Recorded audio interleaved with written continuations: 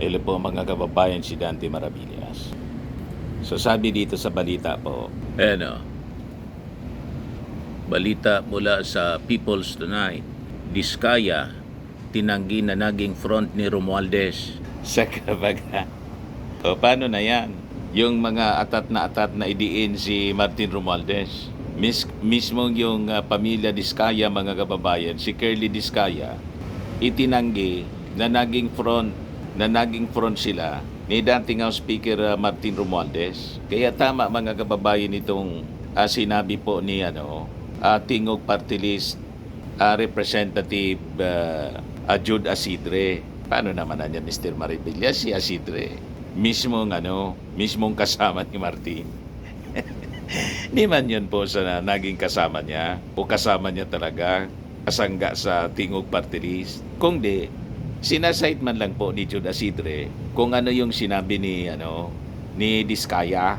Malinaw po yung sinasabi ni Diskaya na di siya naging front ni Romualdez sa pagbili ng property sa Makati. Tulad ng mga naunang lumabas na balita. Di ba po?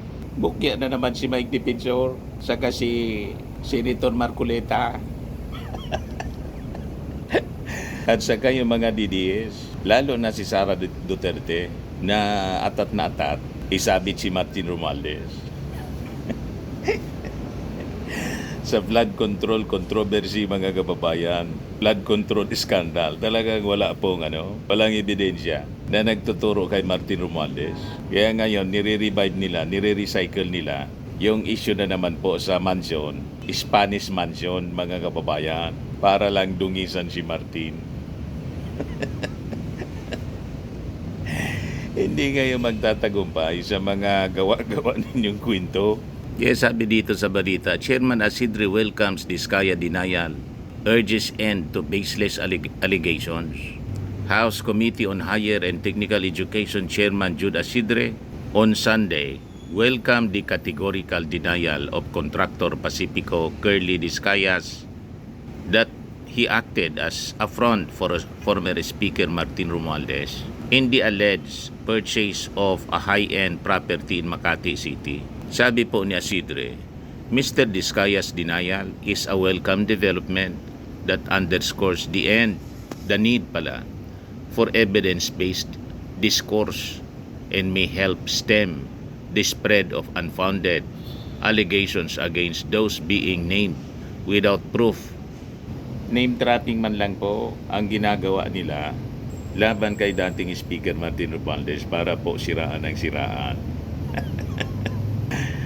Ang talagang ultimate target nila, pag na-demolish nila si Martin, sunod na po yung ating Pangulong Bongbong. Ganon ang galawan mga kababayan nila. Mismong yung kontraktor mga kababayan na nasabit sa bilyon-bilyon na controversy sa flood control scandal mga kababayan. Siya na mismo yung nagsabi. O di ba? Hindi man niya ako naging front para sa pagbili ng property sinasabi nila sa Makati City.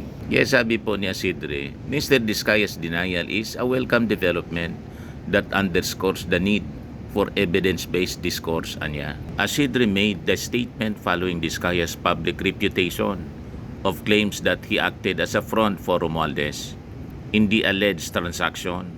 On Saturday, Diskaya flatly denied the allegation, saying he had only seen Romualdez anya once at a public event and had never spoken to him. Never daw niyang nakausap. Paano maging front? You see, he lamented that his name was being used to drag the former speaker into a controversy. Asidre stressed that while inquiries must continue where warranted, fairness demands restraint. Sabi mga kababayan ni Asidre, investigation serve the public's best when they rely on verified records and clear testimony. Repeating claims without proof only muddies the waters. Talagang sinasadya nilang guluhin mga kababayan ang kwento. Ang importante mga kababayan, isabit lang si Martin. Paulit-ulit nilang dapat isabit para i-demolish yung pangalan ni Martin.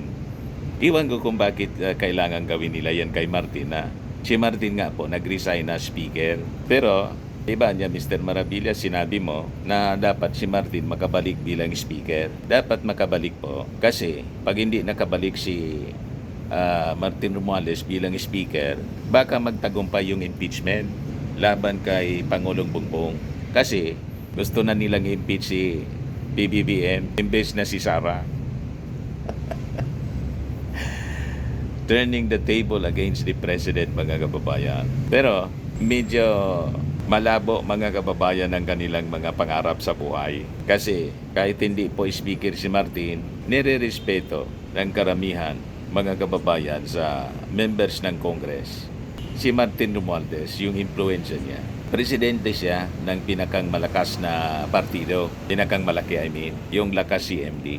Pero siyempre, kailangan pa rin na siya ang umupo bilang speaker para masiguro na walang tatagos na impeachment, mga kababayan. Sabi nga, nipping from the bud ang anumang impeachment attempt laban, mga kababayan, sa ating Pangulong Bongbong para hindi po maistorbo ang trabaho ng presidente. Sabi dito sa balita, Diskaya lamented reports dragging Romualdez into the controversy using his name. That is not true. I have only seen the former speaker in person once and we did not even talk because he was talking to someone else, sabi po ni Diskaya sa interview ng Daily Tribune. Earlier, Romualdez shut down reports linking him to an alleged property purchase using the Diskaya family as a front with his lawyer spokesman, Attorney Adi Fardo, stressing the former speaker had no knowledge or involvement in the deal and calling the claim baseless. So dapat natin, mga kababayan, pairalin ang katotohanan, hindi po yung haka-haka. So, napakalaga, mga kababayan, itong statement ni Diskaya. Napakalaga, mga kababayan, yung pagtatangging ito. Lalo't galing mismo from the horse's mouth. Siya kasi, mga kababayan, yung taong palit-ulit na ginagamit ng mga propagandista para ipahiwatig yung sinasabi nilang sikretong ugnayan. Pero hindi po diyon nagtatapos si Diskaya.